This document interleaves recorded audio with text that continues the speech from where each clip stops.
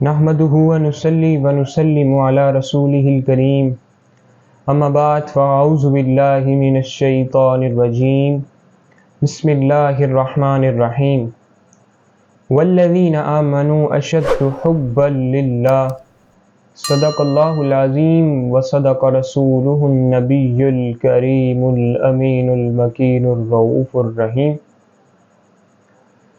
اللہ تعالیٰ کا بے پناہ فضل ہے اور آقائے دو جہاں سرور کائنات محمد مصطفیٰ صلی اللہ علیہ وآلہ وسلم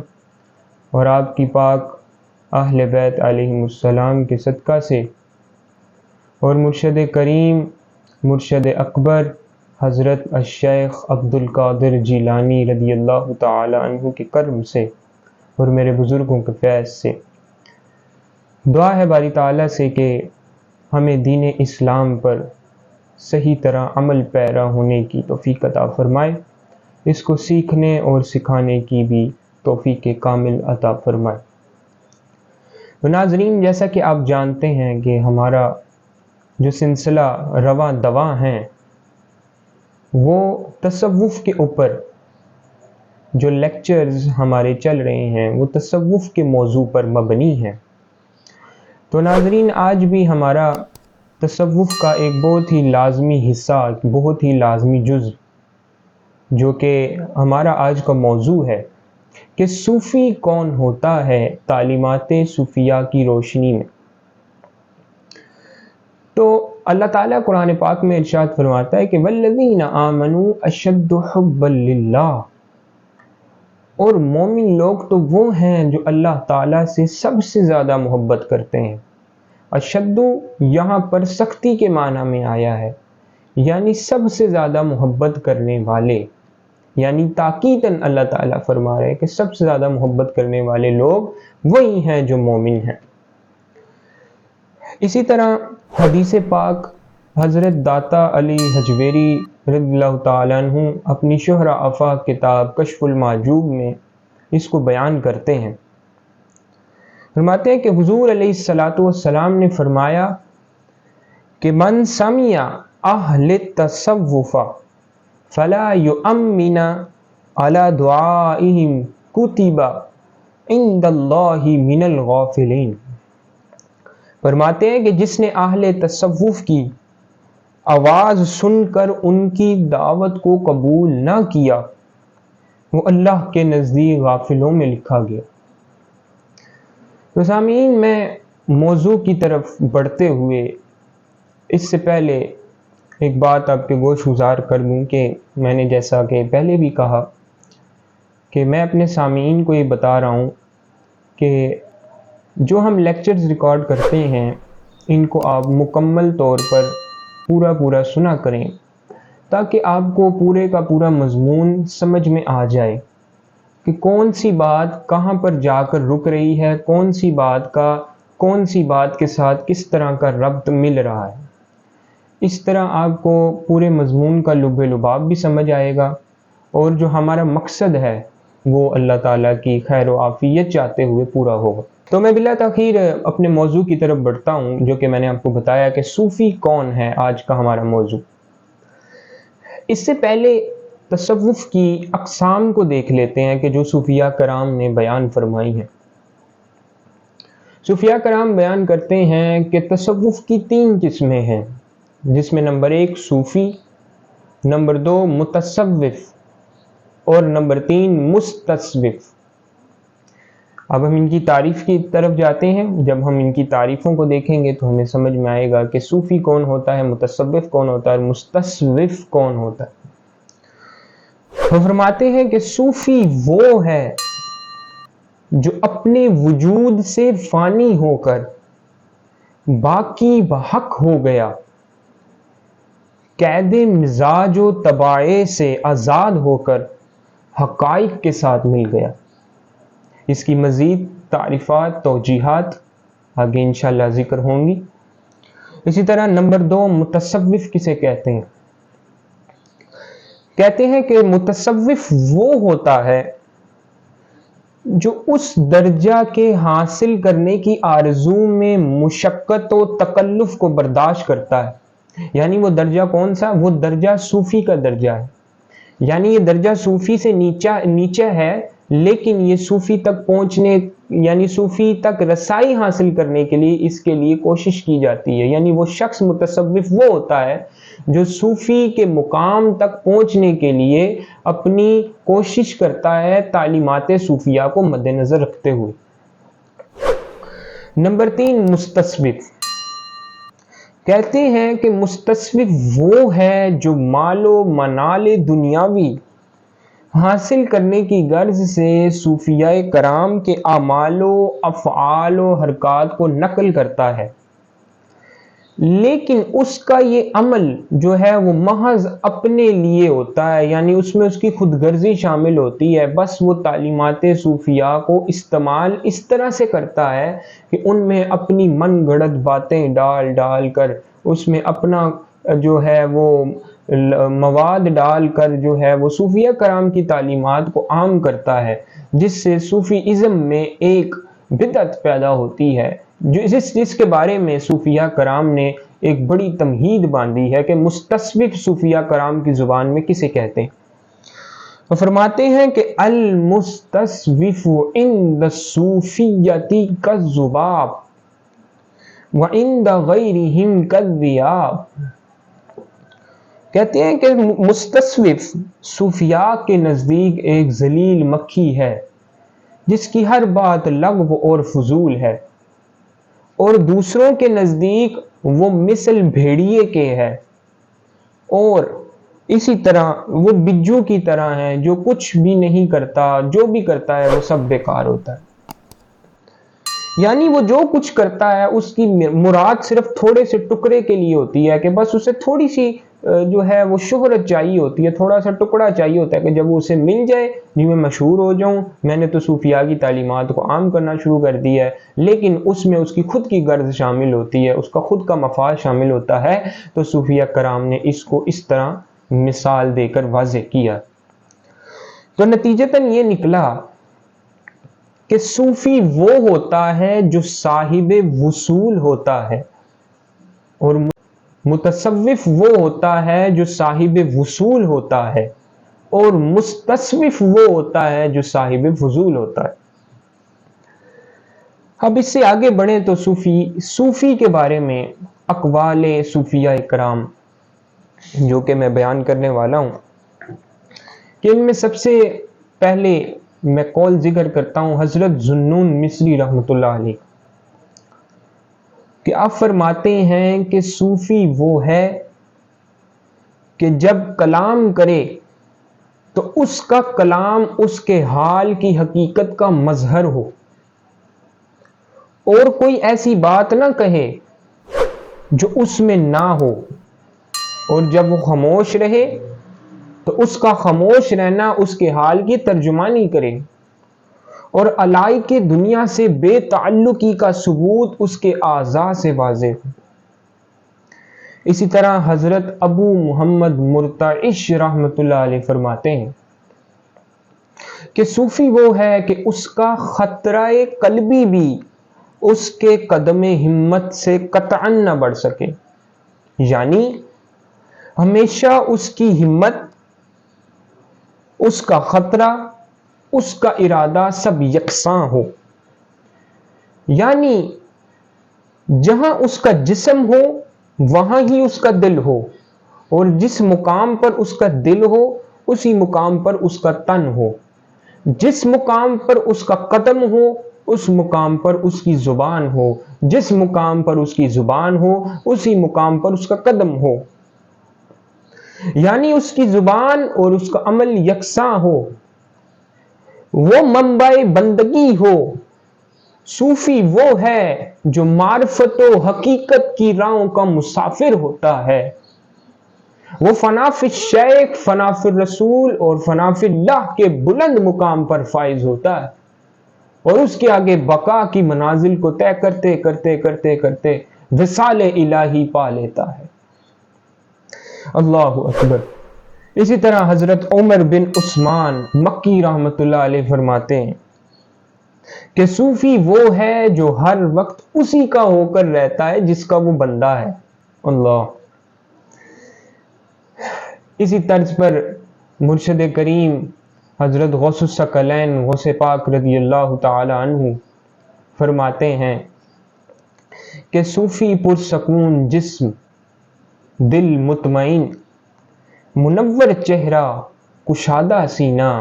باطن آباد اور تعلق مع اللہ کی وجہ سے دنیا کی تمام اشیاء سے بے پرواہ ہوتا ہے۔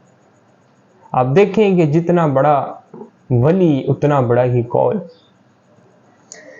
اسی طرز پر حضرت شبلی رحمت اللہ علیہ فرماتے ہیں کہ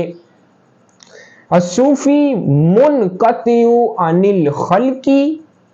ومتصل بالحق، یعنی صوفی مخلوق سے آزاد اور خدا سے مربوط ہوتا ہے۔ اس سے اگر ہم تھوڑا سا آگے چلیں تو ہمیں یہ سیکھنے کو ملے گا کہ صوفیاء کی تعلیمات کا اصل مقصد کیا ہے۔ صوفیاء حضرات اپنی تعلیمات میں جو سب سے زیادہ چیز پر دھیان دیتے ہیں، جو سب سے زیادہ چیز کو اہمیت دیتے ہیں، وہ فقط عشق و محبت خداوندی ہے۔ یعنی محبت ایک ایسی چیز ہے جو محب کو اپنے محبوب کی اطاعت کرنے پر مجبور کرتی ہے، اس کی نافرمانی سے روکتی ہے، اور محب کے دل میں محبوب کی رضا کی خاطر ہر تکلیف و مصیبت خندہ پیشانی سے برداشت کرنے کی قوت اور صلاحیت پیدا کرتی ہے۔ اور محبت ایک ایسی چیز ہے جو محب کو ایسی بات پر مجبور کرتی ہے کہ اس کا محبوب اس سے ناراض نہ ہو جائے، اور اس کو ایسے عمل سے روکتی ہے، اس کے کردار کو ایسا بناتی ہے کہ اس کا محبوب جو ہے وہ اس سے ناراض نہ ہو جائے۔ اسی طرح صوفیاء حضرات اگر زہد، تقوی، عبادت، ریاضت اور مجاہدے اختیار کرتے ہیں تو وہ فقط رضائے الہی کے حصول کے لیے کرتے ہیں۔ صوفیاء کرام جنت کی وجہ سے یا جہنم کی پناہ چاہتے ہوئے یہ کام نہیں کرتے، فقط رضائے الہی۔ اسی پر حضرت رابعہ بصری رضی اللہ تعالی عنہا کی ایک دعا جو آپ فرماتی ہیں، وہ کہتی ہیں کہ اے پروردگار، اگر میں تیری بندگی جنت کی لالچ میں کروں تو مجھے اس سے محروم رکھنا، اور اے پروردگار، اگر میں تیری بندگی دوزخ کی پناہ چاہتے ہوئے کروں تو مجھے اس میں جھونک دینا۔ اور پھر فرماتی ہیں کہ اے پروردگار، کہ اگر میں تیری بندگی فقط تیری ہی خاطر کروں، تیرے ہی لیے کروں تو مجھے اس سے محروم نہ رکھنا۔ سبحان اللہ، یہی ہیں، دیکھیں یہ اللہ کے ولی ہیں، ان کا زہد دیکھیں، ان کا تقوی دیکھیں آپ کہ ان کے تقوی کا معیار کتنا ہے، کہ اللہ تعالیٰ سے کس طرح کلام کرتے ہیں، اس سے دعا بھی کس طرح مانگتے ہیں، کہ ہر چیز کا خیال، ہر ادب کا خیال، ہر چیز اس میں پائی جاتی ہے کہ جو عام انسانوں میں نہیں پائی جاتی۔ اور یہی چیز ہمیں درس دیتی ہے کہ صوفیاء کرام کی تعلیمات کو اپنانے سے ہم اپنی زندگیوں میں کیا بدلاؤ لا سکتے ہیں۔ تو فرماتے ہیں کہ اگر صوفیاء کرام جنت کی لالچ میں اور جہنم اس سے پناہ مانگتے ہوئے اگر اللہ تعالیٰ کی عبادت، ریاضت، اس کی بندگی اختیار کریں تو ایسا بالکل بھی نہیں ہے، فقط اس میں رضا الہی شامل ہوتی ہے، یہی اللہ کے مقرب ترین بندے ہیں۔ اسی پر حضرت امام ربانی رحمت اللہ علیہ کا قول ہے، وہ فرماتے ہیں کہ مقربین بارگاہ الہی یعنی صوفیاء کرام اگر بہشت چاہتے ہیں تو اس لیے نہیں چاہتے کہ ان کا مقصد نفس کی لذت ہے، بلکہ اس لیے چاہتے ہیں کہ وہ خدا کی رضا کی جگہ ہے۔ اور اگر وہ دوزخ کی پناہ اللہ سے چاہتے ہیں، اس سے دوزخ کی پناہ مانگتے ہیں، تو وہ اس لیے نہیں مانگتے کہ بھئی وہ دوزخ اللہ کی سزا کی جگہ ہے،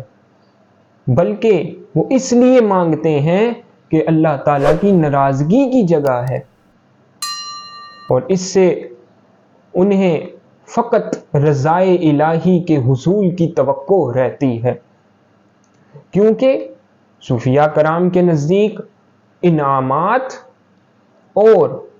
رنج و الم دونوں یکساں چیزیں ہیں، وہ فقط رضائے الہی کے حصول میں لگے رہتے ہیں۔ اس لیے فرمایا کہ والذین آمنوا اشد حبا للہ، اللہ کے تو بندے وہی ہیں اس سے شدید محبت کرنے والے ہیں۔ اب اسی طرح تھوڑا سا آگے بڑھتے ہیں تو شیخ سعدی رحمۃ اللہ علیہ اس طرز پر فرماتے ہیں، وہ کہتے ہیں کہ محال است سعدی کہ را صفا تواں رفت جز در پہ مصطفیٰ صلی اللہ علیہ وسلم۔ فرماتے ہیں کہ اے سعدی، یہ ناممکن ہے کہ حضرت صلی اللہ علیہ وآلہ وسلم کی پیروی کیے بغیر خدائی معرفت اور تصفیہ قلب حاصل ہو سکے۔ یہی بات قرآن پاک کی سورت آل عمران آیت نمبر 31 بیان کرتی ہے۔ اللہ تعالیٰ فرماتا ہے کہ قُلْ إِن كُنتُمْ تُحِبُّونَ اللَّهَ فَاتَّبِعُونِي يُحْبِبْكُمُ اللَّهُ۔ اللہ کہتا ہے کہ اے میرے پیارے حبیب فرما دیجئے کہ اگر تم اللہ کی محبت، اللہ سے محبت کرنے کے دعوے دار ہو تو میری پیروی کرو، اللہ پھر تم سے محبت کرے گا۔ یعنی وہ مرد حق جس کو آپ صلی اللہ علیہ وآلہ وسلم کی مجلس حضوری حاصل ہو اور وہ آپ کو مجلس حضوری تک پہنچا دے، اور اس کی پیروی، اس کا فیض طالب کے لیے بہت ضروری ہے، کیونکہ اس کی پہنچ مجلس حضوری تک ہے، اور جس کی پہنچ مجلس حضوری تک ہے اس کی پہنچ خدائے رب ذوالجلال کی بارگاہ تک ہے۔ تو حضور علیہ الصلوۃ والسلام کے بغیر تو اللہ بھی کسی چیز کی منظوری نہیں لیتا، کیونکہ حکم حضوری ہی حکم خداوندی ہے، اور حکم خداوندی ہی حکم حضوری ہے۔ اللہ تعالیٰ اپنے بندوں کو، جس کو اس نے ہدایت دینی ہوتی ہے، تو وہ اپنے بندوں کو اپنے مقرب ترین بندوں کے پاس بھیج دیتا ہے۔ فرمایا سورہ بنی اسرائیل میں کہ اگر ہم جس شخص کا ارادہ کر لیں کہ اسے ہم ہدایت دینا چاہیں تو ہم اسے اپنے مقرب ترین بندے کے پاس بھیج دیتے ہیں۔ اسی لیے صوفیاء کرام نے ایک لڑی کو متعارف کروایا۔ وہ لڑی کیا ہے کہ سب سے پہلے فنا ہو شیخ کی ذات پر، پھر اس سے اگلی منزل فنا پھر رسول صلی اللہ علیہ وسلم ہے، اور اس سے اگلی منزل فنا فی اللہ ہے، اور پھر اس سے آگے بقا کی منازل۔ تو جو شخص فنا فی شیخ ہو جاتا ہے تو وہ شیخ اس پر راضی ہو کر اسے مجلس حضوری تک رسائی اس کی جو ہے وہ یقینی بنا دیتا ہے، اور جس شخص کی رسائی مجلس حضوری تک ہو جائے تو اس شخص کی رسائی اللہ تعالیٰ کی بارگاہ تک ہو جاتی ہے۔ تو سامعین، اب ہمیں اپنے آپ کو دیکھنا ہوگا کہ ہم کتنا طلب رکھتے ہیں اپنے اندر، کتنی طلب ہم اپنے اندر رکھتے ہیں۔ جتنی طلب ہم اپنے اندر رکھتے ہیں اتنا ہی ہمیں ملے گا، کیونکہ اللہ تعالیٰ قرآن مجید میں اسی طرح ارشاد فرماتا ہے کہ جو شخص جتنی کوشش کرتا ہے، جتنی محنت کرتا ہے، خدا کی راہ میں اسے اتنا ہی دیا جاتا ہے۔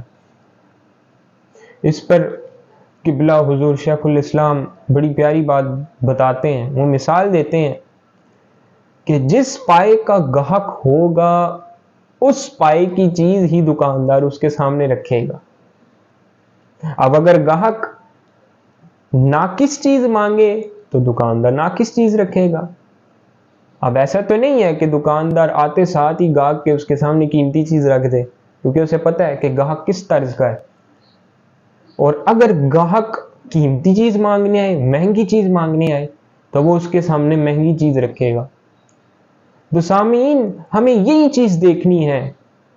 کہ ہم اللہ کی بارگاہ میں اس کے کس درجے کے گاہک ہیں، ہم اس سے کتنی طلب رکھتے ہیں، اس کی کتنی طلب رکھتے ہیں۔ تو جس طرح اگر ہمیں ناقص چیز کی طلب ہوگی، یعنی فقط ہم کہتے رہیں کہ ہم نے بس عبادات کر لی، اللہ تعالیٰ جو ہے قبول فرمائے گا اور آخرت کے دن ہمیں جنت نصیب فرمائے گا، تو ہمیں اتنا ہی ملے گا۔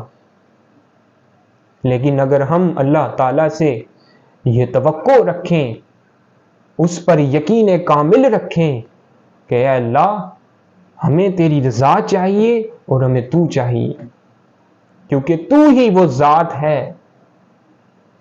جس نے انسان کو فقط اس مقصد کے لیے ہی پیدا کیا کہ میں انسان کو دیکھوں کہ یہ میری راہ میں میری خاطر کتنا تڑپتا ہے، کتنا پھڑپھڑاتا ہے، کتنا میری راہ میں آنے کے لیے یہ جستجو کرتا ہے۔ تو سامعین آج کا مضمون ہمیں یہی سبق دیتا ہے کہ صوفی کون ہوتا ہے اور صوفیاء کرام کی تعلیمات ہمارے لیے آج کے دور میں کتنی اہم ہیں۔ اللہ تعالیٰ ہمیں صوفیزم اور صوفیاء کرام کی تعلیمات کو سمجھ کر ان پر عمل پیرا ہونے کی توفیق کامل بخشے، کیونکہ یہ رستہ سب سے بہترین رستہ ہے۔ اللہ تک رسائی حاصل کرنے کا جو محمد صلی اللہ علیہ وآلہ وسلم اور آپ کی پاک آل یعنی اہل بیت علیہم السلام کی محبت سے اور اولیاء کرام علیہم الرضوان و رحمت اللہ علیہم کی محبت سے ہی حاصل ہو سکتی ہے، اور وصال الہی فقط اللہ تعالیٰ کے مقرب ترین بندوں کی بارگاہ میں حاضر ہونے سے اور ان سے فیض کامل لینے سے حاصل ہوتی ہے۔ دعا ہے اللہ تعالیٰ ہم نے جو کچھ سنا، جو کچھ سیکھا، جو کچھ پڑھا، اس کو اپنی بلند و بالا بارگاہ میں قبول و منظور فرمائے، اور اسے ہمیں اپنی زندگیوں میں عملی اس کو اللہ تعالیٰ ہمیں عملی جامہ پہنانے کی توفیق عطا فرمائے۔ وآخر دعوانا ان الحمدللہ رب العالمین، والسلام علیکم ورحمۃ اللہ وبرکاتہ۔